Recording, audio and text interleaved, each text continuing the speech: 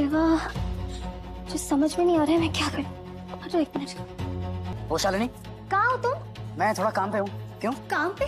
तुम कब तक घर वापस आओगे? और हम कब तक पार्टी में पहुँचेंगे? हम तो शाम तक भी पार्टी में से पहुँच नहीं पाएंगे। तो शाम के 4 ही तो बजे हैं अभी। तो क्या हुआ? पार्टी 5 बजे शुरू होने वाली है और ये कोई बाबा के घर का भोज नहीं है जहाँ पे रात के 10-11 बजे तक सब मच्छी चावल मटन लेकर खाने बैठ जाएंगे और फिर मच्छी की डकार लेंगे। ये मिसेस देशमुख, सुनो ना मेरी बात। देखो, आज एक बहुत अच्छा क्लाइंट मिला है, सच बता रहा हूँ। डायरेक्ट राजस्थान से आया है। 1 करोड़ रुपए का इंश्योरेंस पॉलिसी करवाएंगे वो, और उसमें से 2% मुझे मिलेंगे, मतलब 2 लाख रुपए। समझ रही हो? प्लीज प्लीज आज के दिन तो मेरी बात मान लो। प्लीज घर जल्दी वापस आ जाओ। मेरी इज्जत का तो सोचो। हम सब वेट कर रहे हैं तुम्हारा। मैं वेट कर रही हूँ। अरे नहीं, तुम लोग क्यों वेट कर रहे हो मेरी? मैं डायरेक्ट पहुंच जाऊंगा। अब समझा करो, पियो और चिंटू के फ्यूचर के बारे में सोचना पड़ेगा ना। अब मेरी इनकम है कितनी? वो सब हम दोनों साथ में मिलकर सोच लेंगे। फिलहाल घर आ जाओ ना प्लीज। प्लीज रोना बंद करो ना। अच्छा सुनो, तुम, मैं आज की रात ना तुम्हारे नाम कर दूंगा, प्रॉमिस।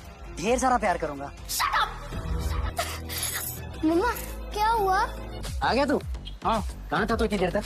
अरे यार, रास्ते में गरम गरम पराठा भजिया निकाल रहा था। 2 प्लेट दिया, सीधा पेट के अंदर। मेरे बारे में तो सोचा नहीं होगा, तो मेरे लिए भी ले लेता। अरे लाया हूं ना बाबू। Thank you. एक देना। कमाल कर रहा है, इसमें से भी एक चाहिए। 2 ले। मुझे समझ में नहीं आ रहा है मैं क्या करूं। हटो 1 मिनट। वो शालिनी, कहाँ हो तुम? मैं थोड़ा काम पे हूँ। क्यों काम पे? तुम कब तक घर वापस आओगे? और हम कब तक पार्टी में पहुँचेंगे? हम तो शाम तक भी पार्टी में ऐसे पहुँच नहीं पाएंगे। तो शाम के 4 ही तो बजे हैं अभी। तो क्या हुआ? पार्टी 5 बजे शुरू होने वाली है। और ये कोई बाबा के घर का भोज नहीं है जहाँ पे रात के 10-11 बजे तक सब मच्छी चाबी मटन लेकर खाने बैठ जाएंगे और फिर मच्छी की डकार लेंगे। हे मिसेज देशमुख, सुनो ना मेरी बात। देखो, आज एक बहुत अच्छा क्लाइंट मिला है। सच बता रहा हूँ, डायरेक्ट राजस्थान से आया है। 1 करोड़ रुपए का इंश्योरेंस पॉलिसी करवाएंगे वो, और उसमें से 2% मुझे मिलेंगे, मतलब 2 लाख रुपए। समझ रही हो? तो प्लीज प्लीज आज के दिन तो मेरी बात मान लो। प्लीज घर जल्दी वापस आ जाओ। मेरी इज्जत का तो सोचो। अब सब वेट कर रहे हैं तुम्हारा। मैं वेट कर रही हूँ। अरे नहीं नहीं, तुम लोग क्यों वेट कर रहे हो मेरी? मैं डायरेक्ट पहुँच जाऊंगा। बाबू समझा करो। पियो और चिंटू के फ्यूचर के बारे में सोचना पड़ेगा ना। अब मेरी इनकम है ही कितनी, वो सब हम दोनों साथ में मिलकर सोच लेंगे। फिलहाल घर आ जाओ ना प्लीज। हे प्लीज रोना बंद करो ना। अच्छा सुनो तुम, मैं आज की रात ना तुम्हारे नाम कर दूंगा। प्रॉमिस ढेर सारा प्यार करूंगा। शट अप मम्मा, क्या हुआ? आ गया तू? हाँ, कहाँ था तू इतनी देर तक? अरे यार, रास्ते में गया हुआ। डाटा बनकर निकाल रहा था। 2 प्लेट बिना प्लेट के अंदर। मेरे बारे में तो सोचा नहीं होगा, तो मेरे लिए भी ले लेता। अरे लाया हूँ ना बाबू। हम थैंक यू। एक दे। कमाल कर रहा है। इसमें से भी एक चाहिए। 2 ले। Thank you. वेडिंग एनिवर्सरी भूलने वाला हस्बैंड, और अगले ही सीन में गोलियों की आवाज।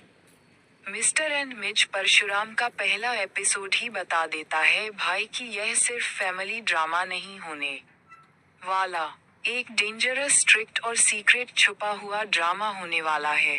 एपिसोड शुरू होता है शिव प्रसाद से, जो कि चुपके से घर में घुसने की कोशिश कर रहे हैं, लेकिन बाद में उसे रेड हैंडेड पकड़ लिया जाता है।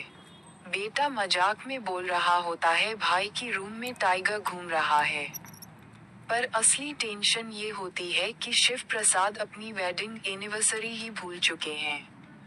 पीयू आकर उसे रोकती हैं और बताती हैं कि भाई माँ शालिनी पूरी रात सोई नहीं है, काफी अपसेट है। शिव प्रसाद को रियलाइज हो जाता है कि उससे बहुत बड़ी गलती हो गई है, और बच्चे यहाँ पर प्लान बना रहे होते हैं।